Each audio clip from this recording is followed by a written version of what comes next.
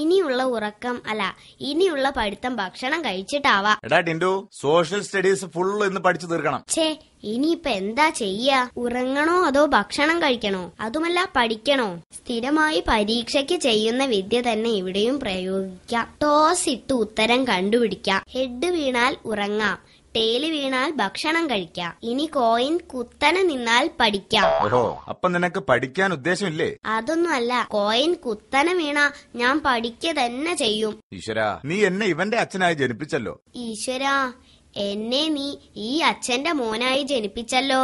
വല്ല അമിതാഭ് ബച്ചന്റെയും മോനായി ജനിച്ചിരുന്നെങ്കിൽ ഞാനും ഒരു അഭിഷേക് ബച്ചൻ ആയിരുന്നേ. തർക്കുത്തരം പറയുന്നു. ഇന്ന് നിനക്ക് ക്ലാസ് ടെസ്റ്റ് ഉണ്ടായിരുന്നല്ലേ? എങ്ങനെ ഉണ്ടായിരുന്നത്?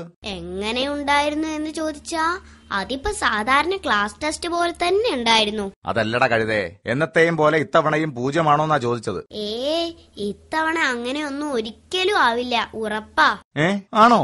സന്തോഷായടാ മോനെ. എത്ര ചോദ്യത്തിന് നീ ശരിയുത്തരം എഴുതി കാണും? അതിപ്പോ അങ്ങനെ ചോദിച്ചാൽ ഏതായാലും 3 ചോദ്യത്തിൽ ഞാൻ എഴുതിയ ഉത്തരം ശരിയാണെന്ന് എനിക്ക് ഉറപ്പാ. ബാക്കിയൊക്കെ കയ്യാലപ്പുറത്തെ തേങ്ങ പോലെയാ.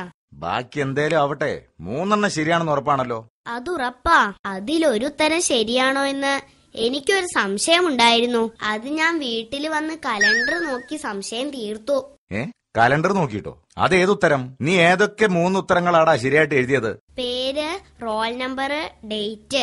അതിൽ ഡേറ്റ് ആയിരുന്നു എനിക്ക് സംശയം. അത് ഞാൻ കലണ്ടർ നോക്കി ശരിയാണെന്ന് ഉറപ്പ് വരുത്തി.